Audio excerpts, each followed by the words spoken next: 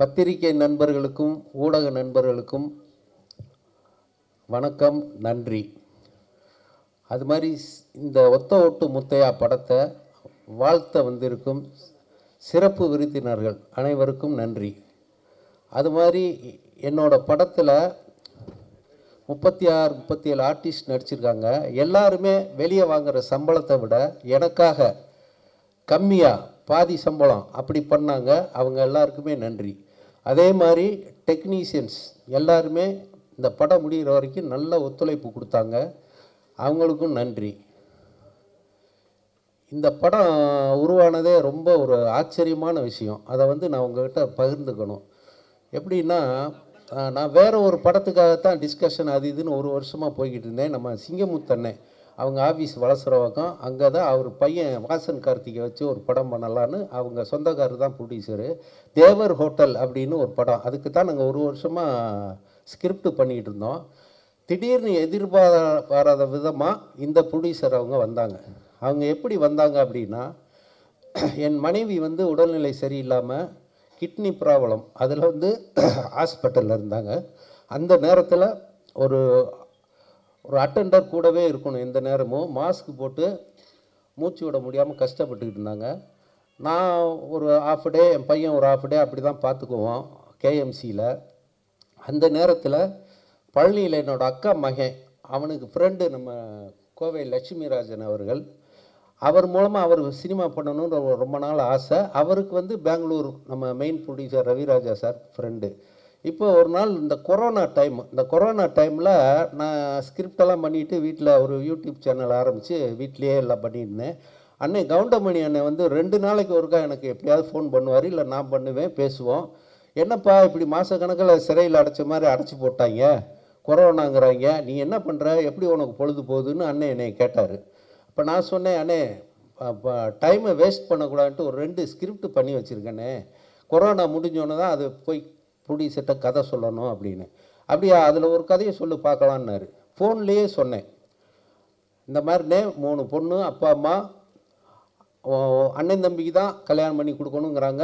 ஆனால் இந்த பொண்ணுங்க ஏதோ ஒரு சூழ்நிலையில் 3 வேறு பசங்களை லவ் பண்ணிடுச்சு.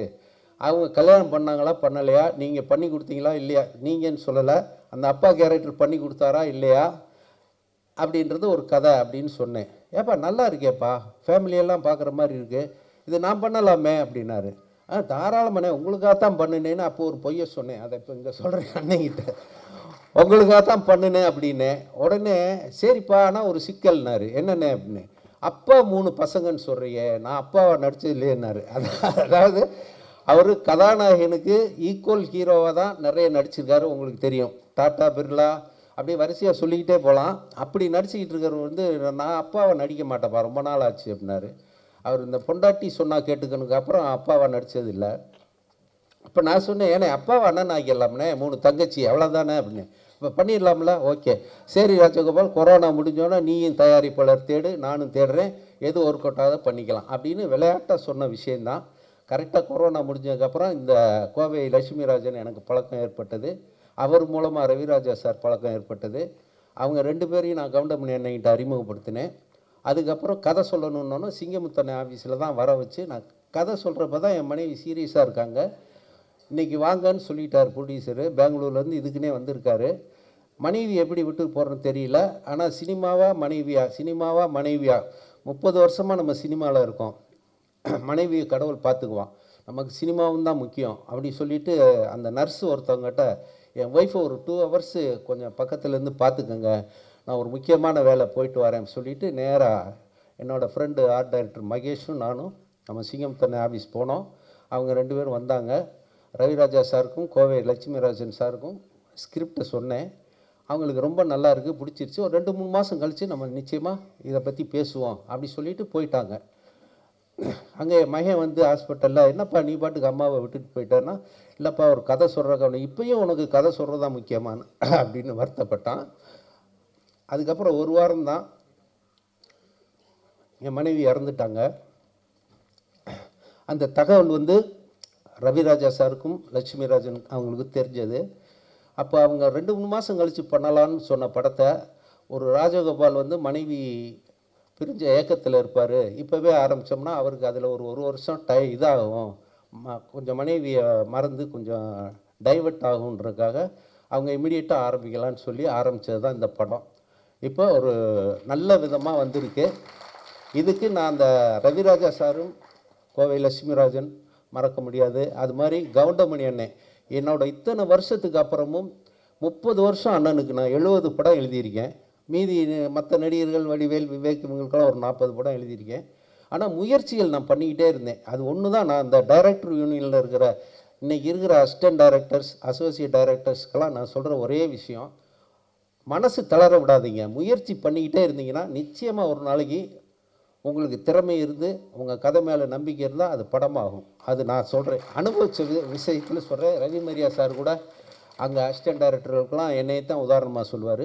இவ்வளோ வருஷத்துக்கு அப்புறமும் என்னையை நம்பி, என்ன தான் நான் 70 படம் எழுதியிருந்தாலும் என்னைய டைரக்ஷனுக்கு நம்பி, என் கதையை நம்பி அண்ணன் கவுண்டமணி அவர்கள் தேதியை கொடுத்து அந்த ப்ரொடியூசரை பேசி படம் பண்ண வச்சதுக்கு அண்ணன் கவுண்டமணி அண்ணனுக்கும் மிகப்பெரிய நன்றியை நான் சொல்லிக்கிறேன்.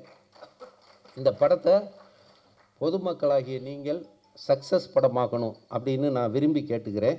இதில் இன்னொரு சின்ன விஷயம் என்னென்னா, யோகி பாபு சார் அவரை வச்சு ஒரு படம் பண்ணலான்னு நான் சொல்லிக்கிட்டே இருப்பேன், அவரை பார்த்துக்கிட்டே இருப்பேன். அவர் ஒரு நாள் பேப்பரில் பார்த்துட்டு, சார் ராஜகோபால் சார் கவுண்டமணி அண்ணனை வச்சு படம் பண்ணுறீங்களா? ஆமாம், இந்த படத்தில் நான் இருக்கணும், கண்டிஷன் போடுறேன், அண்ணங்கிட்ட நான் 2 சீன்லையாவது அடி வாங்கணும் அப்படின்னாரு.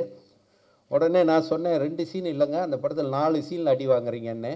அதே மாதிரி அவரும் சம்பளம் வாங்குறத விட பாதியாக சம்பளம் குறைச்சி எனக்காக பண்ணார். இப்போ அவர் இந்த வெளியூரில் ஷூட்டிங்கில் இருக்கனால அவர் நேற்று நைட்டு வரைக்கும் வர்றதுக்கு முயற்சி பண்ணார். அது வர முடியல. அது அண்ணங்கிட்ட சொல்லிடுங்க, தப்பாக எடுத்துக்க போகிறாரு அப்படின்னு பர்டிகுலராக யோகி பாபு சொன்னார். மொட்டை ராஜேந்தரனும் அதே மாதிரி வெளியூரில் ஷூட்டிங்கில் இருக்கிறனால வர முடியல. இப்போ இங்கே பொக்கே கொடுத்தோம், பொன்னாடை பற்றி எல்லாருக்கும் சீஃப் கெஸ்ட்டுக்கெல்லாம் பொக்கே கொடுக்கணும்னு நினச்சோம். நிகில் முருகன் சார், நான் ப்ரொடியூசர்லாம் சேர்ந்து நேற்று பேசி ஒரு பொக்கேன்னா தூக்கி போட்டுருவாங்க, ஒரு உபயோகமாக இருக்கட்டும்னோன்னா நிகில் சாரும் நானும் சேர்ந்து மனவை பொன் மாணிக்கம் எழுதின அன்புள்ள அம்மாங்கிற ஒரு புக்கு, அதை கொடுத்தோம்னா அவங்க படிக்காட்டியும் பத்திரமா வச்சுருப்பாங்க அப்படின்னு சொல்லி அந்த புக்கை வாங்கிட்டு எல்லாருக்கும் நாங்கள் கொடுத்தோம். அது கொஞ்சம் மனசுக்கு மகிழ்ச்சியாக இருக்குது. அதே மாதிரி மியூசிக் டைரக்டர், இந்த இசை விழாவுக்கு கதாநாயகன் யார் அப்படின்னா நம்ம சித்தார்த் விபின் தான். அவர் சாங் 4 சாங் பண்ணோம். ஒவ்வொரு சாங்குக்குமே ஒரு நாள் தான் டியூன் போடுறது, கம்போஸ் பண்ணுறது, உடனே அடுத்த நாள் ரெக்கார்டிங். அதை மாதிரி நமக்கு பிடிச்ச மாதிரி டியூன் போட்டு அழகாக 4 பாட்டு மியூசிக் பண்ணி கொடுத்தாரு. அதில் இடையில ஒரு 2-3 சாங் பழைய படத்து சாங் வச்சுருந்தோம். அது நெகட்டிவ் ரைட்ஸ் பிரச்சனை வரும்னு சொல்லிட்டு அதுக்கு பதிலாக வேறு சாங் பிட்டு சாங் மாதிரி எழுதலாங்கும் போது கவிஞர் மோகன் ராஜா, நான், சித்தார்த் விபின் 3 பேர் உட்காந்து பேசும்போது அதில் 2 சாங் பிட்டு சாங் நான் எழுதியிருக்கேன். எந்த கவிஞரும் ஒத்துக்க மாட்டாங்க, ஆனால் நம்ம கவிஞர் சினேகனும் ஒத்துக்குவார், இவர் மோகன் ராஜாவும் ஒத்துக்குவார். அது மாதிரி நான் ஒரு 2 பிட்டு சாங் எழுதியிருக்கேன். அதை மனசு ஒத்துக்கிட்டார் சித்தார்த் விபின், அதே மாதிரி மோகன் ராஜா. அந்த மீதி 2 சாங் அவர் எழுதினார். அதுக்காக அவங்க ரொம்ப தேங்க்ஸ் சொல்லிக்கிறேன். அது மாதிரி Madurai temple city Kumar sir இருக்கார். அவர் எனக்கு நடிகர் செந்தில் அண்ணன் மூலமாக ரொம்ப நாளாக ஃப்ரெண்ட்ஸு. நண்பேண்டான்னு ஒரு குரூப் வச்சுருக்காரு, அதன் மூலமாக பழகிட்டு இருந்தோம். ஒரு கேரக்டரு நான் பண்ணணும். அது என்ன கேரக்டர்னால் அரசியல்வாதி, இன்றைக்கி பரபரப்பாக பேசப்படுற ஒரு அரசியல்வாதி. அந்த கேரக்டருக்கு யாரை போடலாங்கும் போது நம்ம தலைவர் வையாபுரி சொன்னார், மதுரை டெம்பிள் சிட்டி குமார் போடுங்க, கரெக்டாக இருக்கும், அவர் நடிக்கிற இன்ட்ரெஸ்ட்னார். அதுக்கப்புறம் அவர்கிட்ட பேசினேன். அவரும் அந்த கேரக்டர் சொன்னோன்னே நான் நடித்தே தீருவேன்னாரு. ஓகேன்னு சொல்லி அவர் 3 தடவை 4 தடவை இங்கே சென்னைக்கு நான் நினச்சபடி அந்த கேரக்டரை வாய்ப்பே இல்லை ராஜா, வாய்ப்பே இல்லை அப்படின்ற பர்டிகுலராக அந்த டைலாக்கை சொல்லி பிரமாதமாக நடித்தார். அவருக்கு ரொம்ப ரொம்ப தேங்க்ஸ். அவர் குமார் சார் சொன்ன மாதிரி இந்த படத்தோட சக்ஸஸ் மீட்டிங் மதுரையில் பண்ணணும்னு ஆசைப்பட்றோம். அதெல்லாம் உங்கள் கையில் தான் இருக்குது. மற்ற எல்லாருக்குமே நன்றி.